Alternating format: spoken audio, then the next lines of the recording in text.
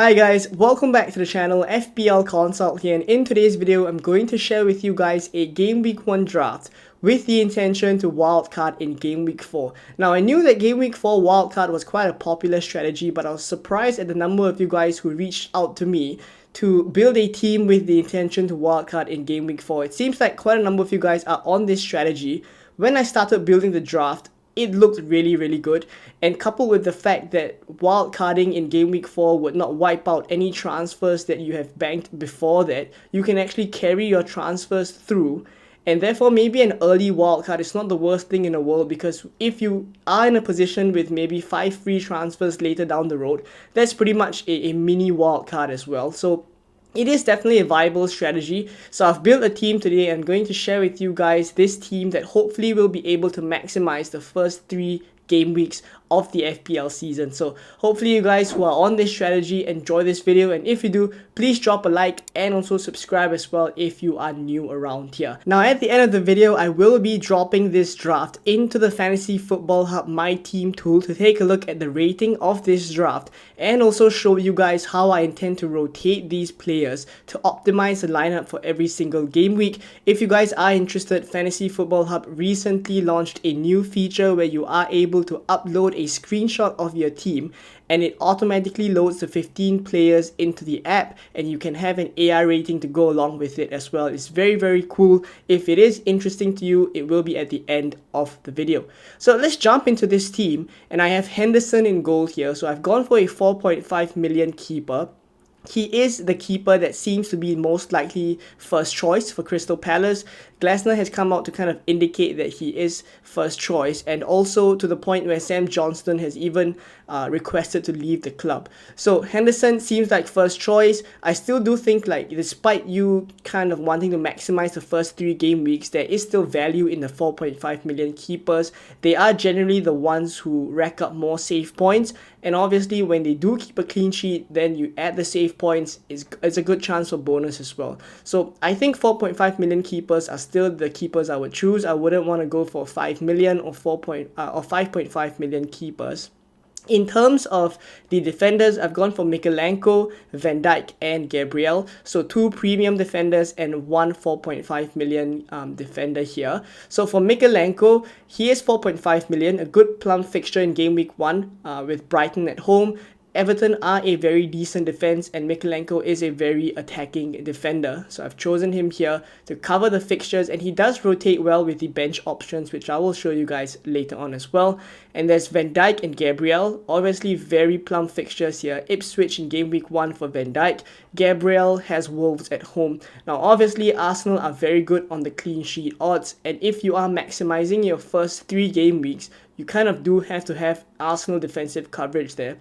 I've gone for Gabriel because I do think like he will be starting the season. I don't think Calafiori coming in would threaten his position too much, and I prefer his attacking threat to Saliba, whose attacking threat isn't as good as Gabriel. So I've gone for Gabriel here to kind of capture the first 3 game weeks in terms of clean sheets as well as attacking threat from set pieces that he has. And then you can offload him come wildcard 4 when you do use the wildcard. Now for Van Dijk, you could argue that Trent is a better player in this position, but I've gone for the 1 million saving to add more value into the team, into the attackers. So I've gone for Van Dijk here to cover the Liverpool good fixtures that we have, especially now in game week 1 with Ipswich. In game week 2 they have Brentford. In game week 3, that is when they have Manchester United. I'd probably bench Van Dijk to optimize the team a little bit more, and I'll show you guys who I'll be bringing in as well. So 3 defenders here. Let's take a look now at the midfielders. So in midfield, I've gone with Odegaard, Salah, Gordon and Eze. So I've gone for Salah here. If you're maximizing the first 3 game weeks, it just makes so much sense to go for Salah. Ipswich away in game week 1, Brentford in game week 2, and in game week 3 they have Manchester United, where I fully back Salah to score in that one as well. It's one of his favorite fixtures. So Salah is a standout captaincy option in game week 1. Ipswich away, he has 7.2 predicted points by Fantasy Football Hub, which is the highest predicted points out of all the other players. So definitely a standout captaincy option and the captain of choice for the draft. We have Odegaard, Gordon and Eze as the other positions. For Odegaard, I've gone for him because he is 1.5 million cheaper than Saka, and I don't think you're losing too much by going for Odegaard. The stats are quite similar. Yes, Odegaard has more assist threat than goal threat as compared to Saka, but I don't think you're losing out too much, and you'll be spending the 1.5 million well by putting it elsewhere, as you will see later on in the draft. So for Gordon and Eze, I do think like at the price points that they're at, they are the most value assets that we have in the game. 7.5 million for Gordon. Southampton in game week 1 is a fixture that even the bookies back Newcastle to score very heavily against Southampton. For Eze at 7.0 million, you know what you're getting. We've gone on and on about Eze the whole preseason. 7.0 million on penalties, nil for 90 minutes. I just think like he is someone that hasn't left any of my drafts, regardless of whether you're wildcarding game week 4 or 6 or 8 or 12, or even just, you know, building a draft with Haaland, without Haaland, with Salah and Haaland. These drafts all seem to just still fit Eze in the midfield because of what he offers. And in terms of predicted points, he actually is the highest predicted points player for a 7.0 million price bracket for the first 6 game weeks. So honestly speaking, I think Eze at his price point is quite a steal, and I would definitely have him in the team. And there we go with the midfield. So 4 midfielders there, 1 on the bench, which I'll show you guys in a bit. Let's take a look now at the forwards. So up front, there's Isak, Havertz and Chris Wood. So I'll speak about the elephant in the room first, and it is this draft having no Haaland. So the reason why I've gone without Haaland is a couple of them. Firstly, I'll take it one step back and I'll take a look at the draft on a whole first. I don't think I've been able to build a draft with Salah and Haaland and still be able to fully maximize and optimize the first 3 game weeks, because simply the squad balance is just not great with a Salah and Haaland draft. That's one. And then in terms of the forward spot there, with Haaland taking up one of those forward spots, I actually prefer the cheaper forwards as compared to the cheaper midfielders for the first few game weeks. So this is typically the 6 million price bracket as well as the 5.5 million bracket. I actually prefer the forwards for the first 3 game weeks in that price bracket compared to the midfielders. So going for Haaland would not only take up one of those spots, but also, as I've mentioned, take up a lot of money as well. So I can't really balance the whole squad. If you are able to, and you are on a game week 4 wildcard strategy, let me know down in the comments below how your draft looks like. If you're able to fit Haaland and Salah in and still able to kind of optimize your team each week. I'll be interested to see that. But for this draft, I've gone without Haaland to spread the money around and try and balance the team. So on the bench, you will see there's Nkunku and Vardiol as well. Quite a bit of an expensive bench there, but I've put them on the bench for obvious reasons. Vardiol will be playing Chelsea away. That is the tougher fixture for Vardiol to keep a clean sheet in. And for Nkunku, that's also the tougher fixture for him to score in. So I've put both of them on the bench. They will be coming in for sure in future game weeks. But I'll speak about Isak and Havertz as well as Chris Wood first. For Isak, I already mentioned that I'm very bullish on Newcastle, especially in the first game week. And the first 3 game week, the fixtures are still there for them. After that, if you decide to move them on, that will be part of your wild card for game week 4 already.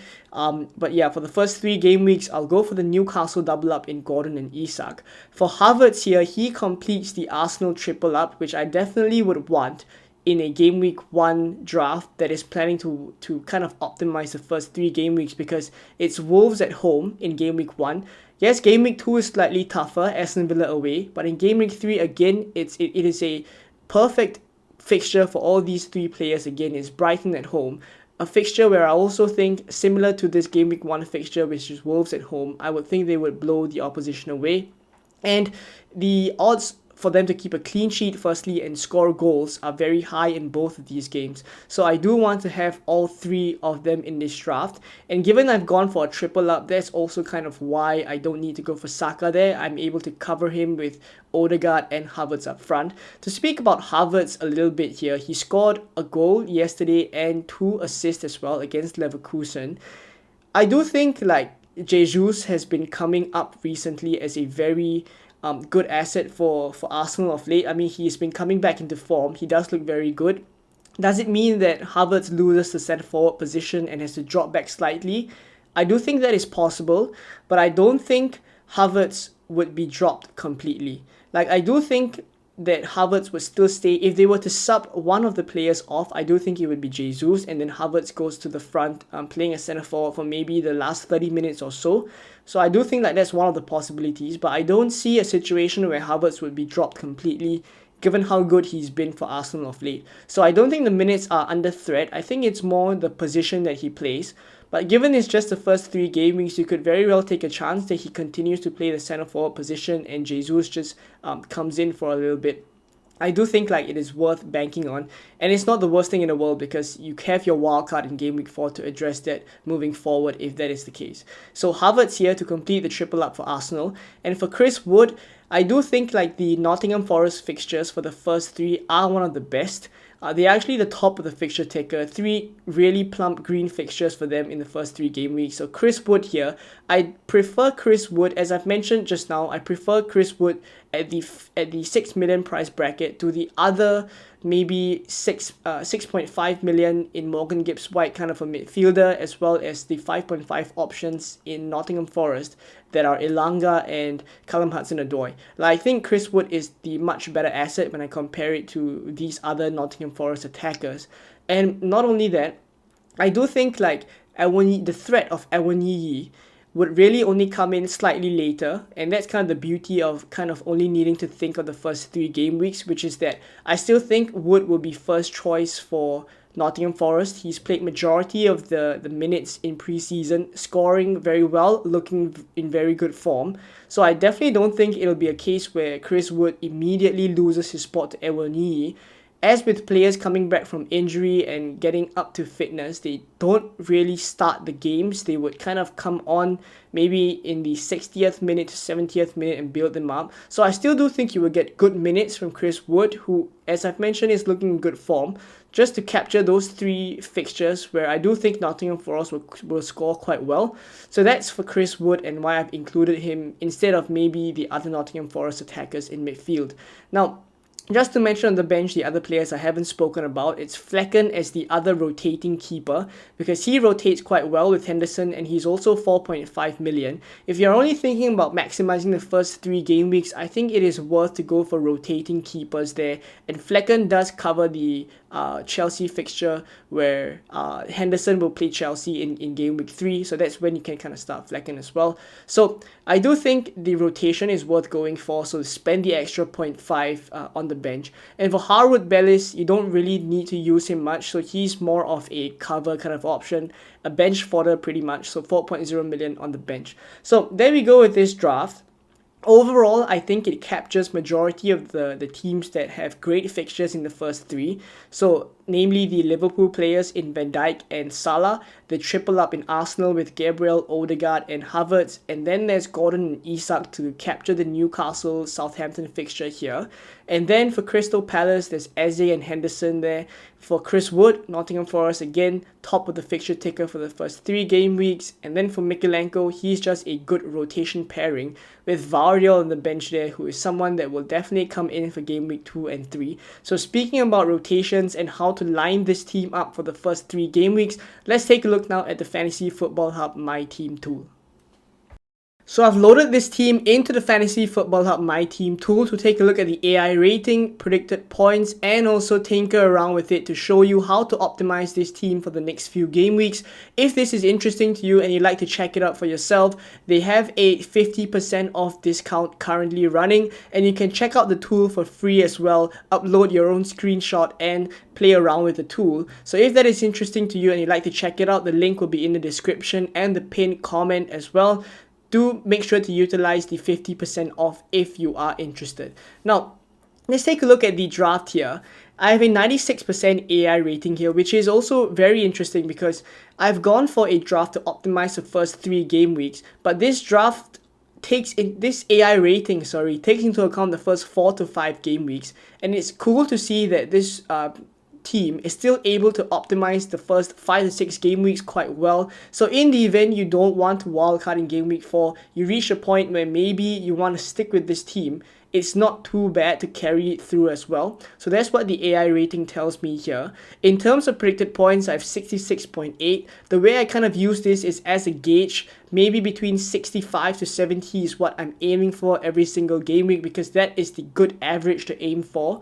And also 95% game week rating. I use this as a method to kind of optimize my team. I always take a look at the game week rating to see if I am doing so. So for game week 1, I have Henderson and Flecken as the keepers. As I've said, I've gone for Henderson here. Even though his predicted points isn't as high as Flecken, the main reason why I've put him here is simply because I do want to have a situation in my team where I don't want my players to be playing against each other. So Eze will be playing against Brentford here, so I don't think I will want to start Flecken and kind of cancel out the points there. I would rather start the Crystal Palace keeper, given that the points difference isn't that great. It's only a 0.4 point difference, so I go for Henderson in the starting position. You could very well start Flecken if you do want to. And then in defense, it's as shown. So Mykolenko, Gabriel and Van Dijk. In midfield, Salah captain, Eze, Gordon and Odegaard. Up front, it's Wood, Isak and Havertz. So I've left Nkunku and Vardy on the bench. Fantasy Football Hub has them at pretty high predicted points, 4.6 for Nkunku and 4.1 for Vardy. But I do kind of disagree slightly with this one. I do think like it would be tricky for both of them. For sure, Nkunku could score. For sure, it's possible Vardy could keep a clean sheet. That would mean Nkunku doesn't score. But I think it is possible, both situations.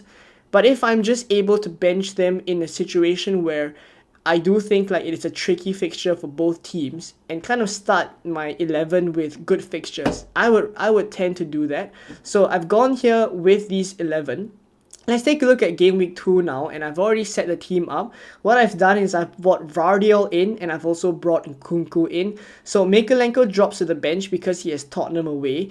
And before you tell me I'm a little bit crazy to bench Odegaard, this is the week where they have Aston Villa away. So I don't think it would be that wise to start 2 Arsenal attackers. I do think like that would be a trickier fixture for them. So between Odegaard and Havertz, you could pick one to start. You could very well just start Odegaard instead of Havertz if you do want that.